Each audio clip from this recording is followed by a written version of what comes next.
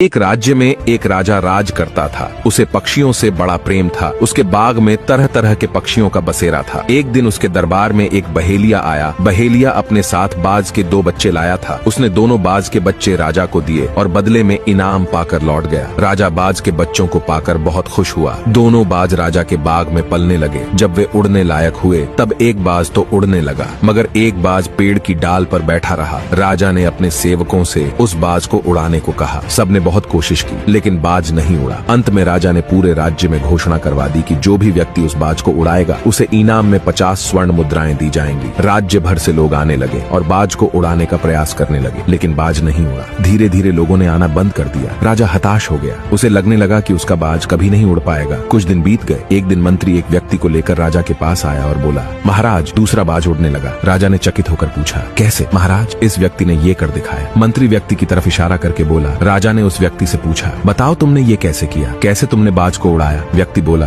महाराज, मैंने वो डाल काट दी जिस पर बाज बैठा हुआ था। निष्कर्ष, हम सफलता की ऊंची उड़ान भरना तो चाहते हैं, लेकिन अपने कंफर्ट जोन से बाहर निकलना नहीं चाहते। सफलता प्राप्त करने के लिए रिस्क लेना पड़ता है, आराम छोड़ना पड़ता है और जी जान से मेहनत करनी पड़ती है। यदि आप इसके लिए तैयार हैं तो आपको सफल होने से कोई रोक नहीं सकता। और आप लोगों को इन सब में दिलचस्पी है तो हमारे साथ जुड़े रहिए।